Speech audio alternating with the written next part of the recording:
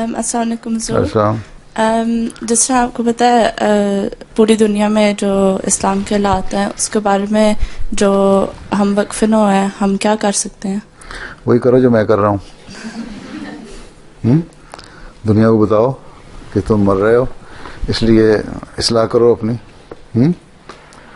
ٹھیک ہے. ابھی پچھلے سے یہ کل کے خطبے سے جو پہلا خطبہ تھا اس میں نے بتا تو دیا تمہیں کیا کرنا ہے. سنا تھا؟ جی نہیں سنا تھا؟ سنا تھا. سمری لکھی تھی کہ پورا سنا تھا؟ جی سمری دیکھی پڑھی تھی یا پورا سنا تھا؟ سنا بھی تھا. ہاں، تو اس میں نے ساری باتیں بتائی ہیں کہ تم لوگ دنیا کو بتاؤ کہ مر رہے ہو اور اسلام اب امن قائم کرو، ایک دوسرے کے حقوق ادا کرو، تو پھر ہی صحیح ہو سکتا ہے. اور جو ڈبل سٹینڈرڈ ہیں ان کو ختم کرو. یہ پچھلے 3 سال سے جو باتیں میں کر رہا ہوں اب پریس میں بھی اور پولیٹیشنز بھی وہی باتیں کہنے لگ گئے ہیں نا. 3rd ورلڈ وار کی پہلے کوئی بات نہیں کرتا تھا. مجھے وہاں ہمارے امریکہ میں جب میں نے کہا لاس اینجلس میں، تو ایک وہاں ان کا کانگریس مین ہے، وہ کہتا ہے ٹھیک ہے باتیں تو بڑی اچھی کہیں، لیکن اس بات سے مجھے ساتھ ہے یہ میرے متعلق کہتا ہے یہ بڑا پیسمسٹک ہے. ٹھیک ہے. اتنا بھی مسئلہ کوئی نہیں ہے کہ ورلڈ وار شروع ہو جائے. اور 1 سال کے بعد جب یہ ڈسٹربنس شروع ہوئی سیریا کی زیادہ پھیلی تو اس کا پیغام آیا کہ تم ٹھیک کہتے تھے. ٹھیک. تو یہ لوگ اتنے عرصے سے میں کہہ رہا ہوں کہ امن قائم کرنے کے لیے کیا کرنا چاہیے، اسلام کیا کہتا ہے، خدا کی طرف آؤ. خدا سے تو دور ہٹ رہے ہیں. ٹھیک ہے. اب یہ دیکھو نا، خدا تعالیٰ تو فرماتا ہے کہ مرد عورت کو بنایا ایک تسکین کے سامان کے لیے. ٹھیک ہے.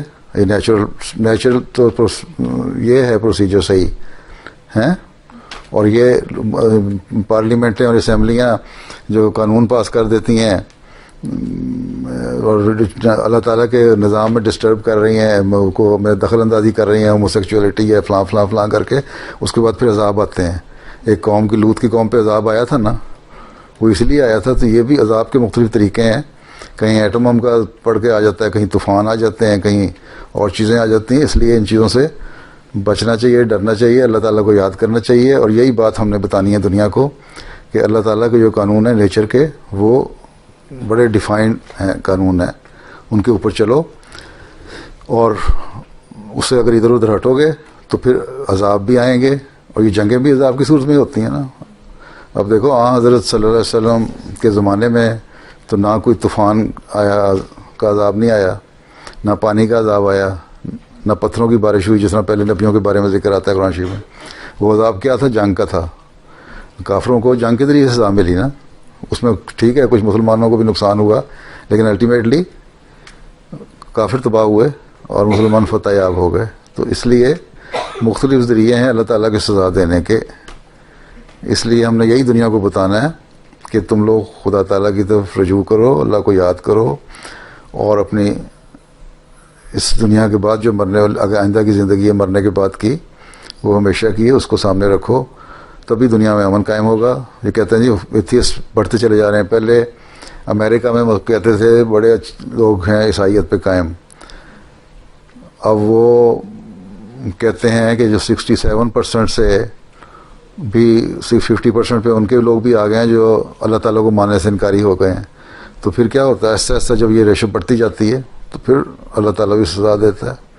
کیونکہ پھر انسان اللہ کو نہیں جب مانتا تو پھر ایسی حرکتیں کرتا ہے جو نہ صرف لا آف شریعت کے خلاف ہے بلکہ لا آف نیچر کے بھی خلاف ہوتا ہے. پھر سزائیں ملتی ہیں. ٹھیک ہے.